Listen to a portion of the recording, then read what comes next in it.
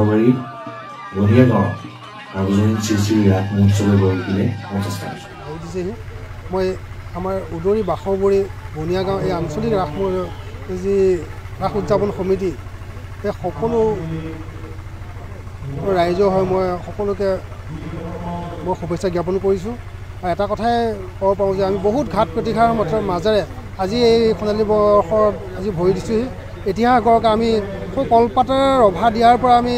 লক্ষ্য কৰিছিলোঁ ককা দেউতাহঁতৰ লগত আমি আছিলোঁ আমাৰ দেউতাহঁতে সহায় কৰিছিলে আজি নিজকে মানে গৌৰৱ অনুভৱ কৰিছোঁ যে সোণালী জয়ন্তী বৰ্ষত আমি নিজে এজন সম্পাদক হিচাপে এই গুৰুভাগ লৈ এই কাৰ্যসূচী ভাগ কৰিবৰ কাৰণে আগবাঢ়িছোঁ আৰু এই ক্ষেত্ৰত মই পোনপ্ৰথমে মই আমাৰ সন্মানীয় উদযাপন সমিতিৰ সভাপতি তথা আমাৰ অট'নমাছ কাউন্সিলৰ শ্ৰী এম জীৱন চন্দ্ৰ কোঁৱৰ ডাঙৰীয়াক মই পোনপ্ৰথমে ধন্যবাদ জ্ঞাপন কৰিব লাগিব আৰু এটা তেখেতৰ সহায় সহজ বলিষ্ঠ পদক্ষেপ আৰু সহায় সহযোগিতাত আজি এই অনুষ্ঠানটো এটা বৃহৎ ঠন ধৰি উঠিছে আৰু এটা কথা ক'ব পাৰোঁ যে আমাৰ সোণালী জয়ন্তী বৰ্ষৰ লগত জড়িত মানে সংগতি ৰাখি আমি এখন ইতিহাস গঢ়কা এখন দলিল আমি প্ৰস্তুত কৰিব বিচাৰিছোঁ যি স্মৃতিগ্ৰন্থ এই আমাৰ স্মৃতিগ্ৰন্থখনৰ নাম হৈছে আমি বৃন্দাবন এই বৃন্দাবনখনত আমাৰ মৰিগাঁও তিৱা অট'নমাছ কাউন্সিলৰ পৰা সম্পূৰ্ণভাৱে আমাক সহায় সহযোগিতা কৰিছে আৰু তেখেতে সভাপতি যদিও আছে বাকী আনুষ্ঠানিক হিচাপে আমাক অট'নমাছ কাউন্সিলে আমাক সম্পূৰ্ণ সহায় কৰিছে আৰু ক্ষেত্ৰত আমি সন্মানীয় আমাৰ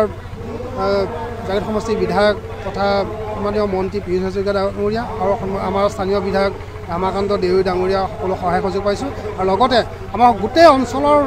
সকলো মানে ধনী দুখীয়া সকলোৱে আমাক মানে এই অনুষ্ঠানটো সাফল্যমণ্ডিত কৰাত তেওঁলোকে দান বৰঙণিয়ে আমাক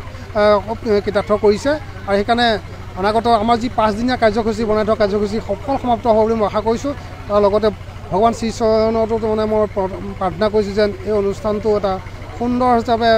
প্ৰতিষ্ঠা হওক আৰু অনাগত দিনত আমাৰ এই অঞ্চলটো যেন অসমৰ এটা আমি গৌৰৱ উজ্জ্বল ইতিহাস আমি দাঙি ধৰিব পাৰোঁ তাৰে কামনা কৰিছোঁ আৰু মই সেইটো অলপতে আমি গম পালোঁ আমি নিজকে হয়তো আমাৰ অসম চৰকাৰক ধন্যবাদ জ্ঞাপন কৰিবই লাগিব তেখেতে অকল আমাৰ এই বুলিয়ে নহয় সমগ্ৰ অসমতে প্ৰতিটো ৰাস মন্দিৰ ৰাস